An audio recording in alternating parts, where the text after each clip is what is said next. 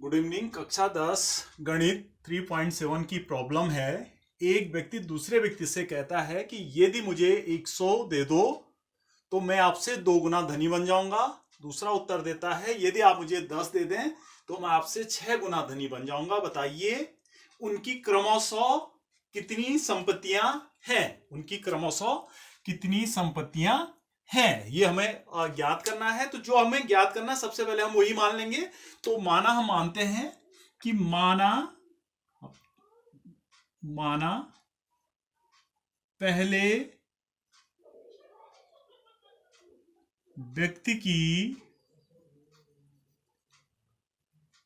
संपत्तियां बराबर x। पहले व्यक्ति की संपत्तियां x मान लें, ठीक है। और पहला व्यक्ति और उस पहले व्यक्ति को नाम दे देते हैं, a नाम दे देते हैं। ऐसे बात करेंगे, हम बात कर लेंगे कि दूसरे व्यक्ति का नाम b लिख लेते हैं। b की संपत्तियां, तो ये जो आपके पास संपत्तियां आ जाएगा बराबर y आप कह सकते हैं। अब सबसे पहले बात करेंगे, हम स्थिति 1 की बात करेंगे। स्थिति 1 को बहुत ध्यान से हम समझेंगे।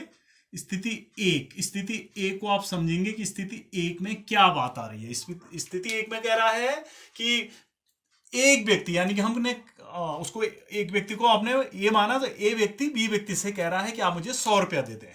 तो अगर वो 100 रुपया दे देता है माना, तो हम बात करेंगे कि ए व्यक्ति के पास स्थिति 1 के बाद हम कह सकते हैं उसके पास जो संपत्ति आएंगी या संपत्तियां हो जाएंगी, तो उसके बाद अब कितनी संपत्तियां हो जाएंगी उसके पास, तो क्योंकि उसको 100 मिला है तो x धन 100। लेकिन जब बी व्यक्ति ए व्यक्ति को 100 दे देगा तो बी व्यक्ति के पास अब आपके पास कह सकते हैं कि उसके पास जो संपत्तियां हैं, तो बी व्यक्ति के पास जो संपत्तियां हो जाएंगी वो y माइनस 100 हो जाएगी।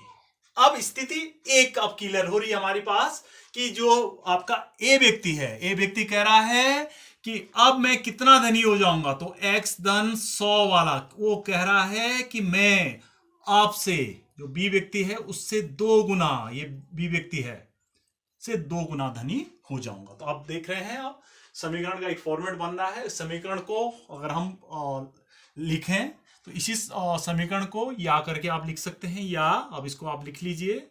ये बन जाएगा x धन 100 बराबर 2y ऋण 200। या इसी को अगर हम देखें तो 2y का पक्षांतर कर लीजिए, तो x माइनस 2y, 100 उधर जाएगा, माइनस का बनेगा, ये आपके पास 300। इसको समीकरण नंबर आप 1 दे दीजिए। तो समीकरण 1 आप समझ गए होंगे कि समीकरण 1 किस प्रकार से हमने प्राप्त कर दी। इसी प्रकार से अब हम स्थिति 2 पे विचार करेंगे कि हमारे पास जो स्थिति 2 है, कि स्थिति 2 पे हम क्या करेंगे, विचार करेंगे। स्थिति 2 पे बात करते हैं। स्थिति 2 में अब दूसरा व्यक्ति यानी कि बी व्यक्ति ए व्यक्ति से कह रहा है कि यदि आप मुझे 10 दे दें, तो स्थिति 2 के बाद अगर वो ये कंडीशन अगर हो गई, फुलफिल हो गई, तो हम बात करेंगे कि बी व्यक्ति के पास संपत्तियां, तो बी व्यक्ति के पास जो संपत्तियां हैं वो कितनी हो जाएगी, y प्लस 10, क्योंकि ए व्यक्ति उसको 10 दे रहा है। अगर ये तो मैंने एक कंडीशन मान रखी है।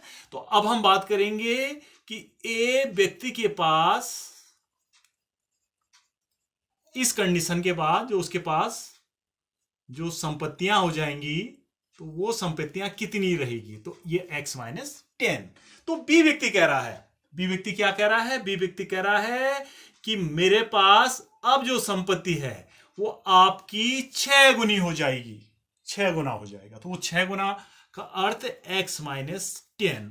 इस स्थिति से समीकरण को प्राप्त करने के लिए फिर हम y plus 10 is equal to 6x minus 60, या इसी को देखें y का पक्षांतर उधर कर लीजिए, 60 को इधर ले आइए, तो ये आ जाएगा 6x माइनस y बराबर 70, समीकरण नंबर दो, समीकरण नंबर 1 और समीकरण नंबर 2 आप जानते हैं रेखिक समीकरण आ गई। तो रेखिक समीकरण को हल करने के लिए जो तरीका आप देखिए कि मैं y वाला पद जो है बराबर करूंगा और मैं विलोपन विधि से प्रयोग के लिए इसका प्रयोग करूंगा। तो मैं समीकरण नंबर 2 को, जो आपके पास समीकरण 2 है, समीकरण 2 माइनस समीकरण 2 को मल्टीप्लाई कर दूंगा 2 से। तो समीकरण 2 को अगर 2 से मैं मल्टीप्लाई करता हूं तो मेरे पास जो रिजल्ट आएगा वो कितना आ जाएगा, इसका ये आ जाएगा 12x माइनस वाई वाई भी 2 से गुणा हो जाएगा तो 2y आएगा इज इक्वल टू 140 हो जाएगा। 140 हो गया।